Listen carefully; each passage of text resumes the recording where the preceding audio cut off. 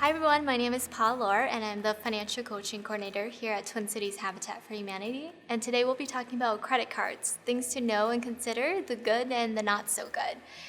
So when you're thinking about getting a credit card, it's important to ask yourself, why are you interested in getting a credit card? What are you doing it for?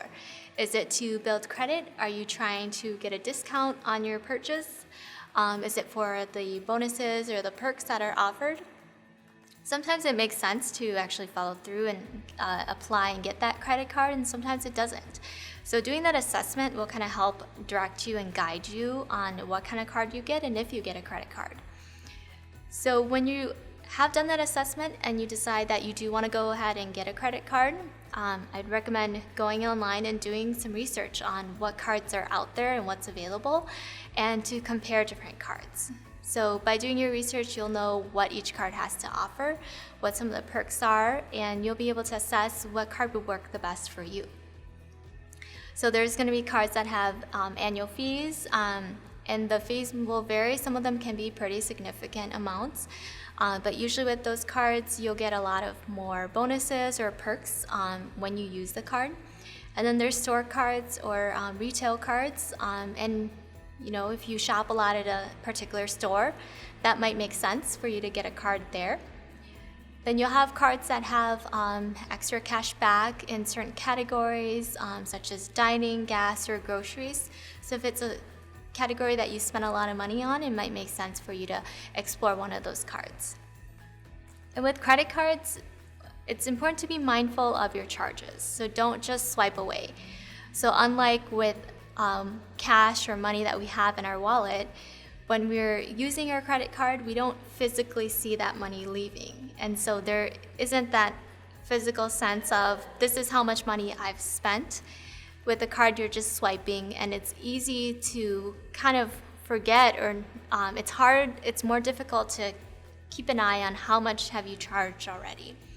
So one tip I have for this, to stay on top of your charges, is to set alerts or notifications. So with a lot of credit card companies, you have the option of logging in and setting an alert for maybe when your limit reaches a certain amount. So let's say that $1,000 is something that I'm comfortable with. I might go in and set an alert to receive a text when my balance reaches that $1,000. And I find this helpful because like I said, with the charges, it's harder for you to keep track of how much you've charged on your card. So this alert will be another way for me to get that notification, and it might be a second check of like, hey, hold on, you've spent $1,000 already this month, and that will make me a little bit more mindful of my spending and what I'm spending money on the rest of the month. You may also be able to set up alerts where each time you charge your card, you will get a text notification. So that's a nice security feature, but it's also a nice way for you to be able to go back and see, oh, here's all the places I spent money on so far today or this week, and just to see all of those amounts add up. And then just remember that while you may not have to pay those charges back right now, there will come a point in time that you're going to have to pay back. So when your statement is generated, usually on a monthly cycle, you're going to have to pay that money back. So making sure that it's something that you'll be able to do so. And if you're not able to pay off that full balance, interest will be charged on any remaining amount that you don't pay off.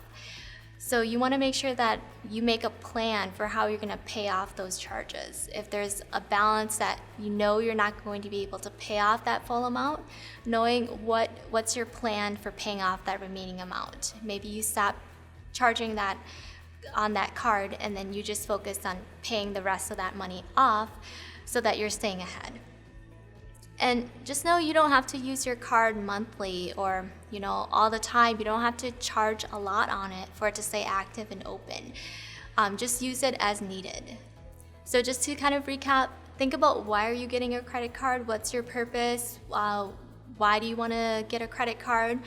And that reason should kind of inform your approach and guide you on what card you get and if you get a credit card at all.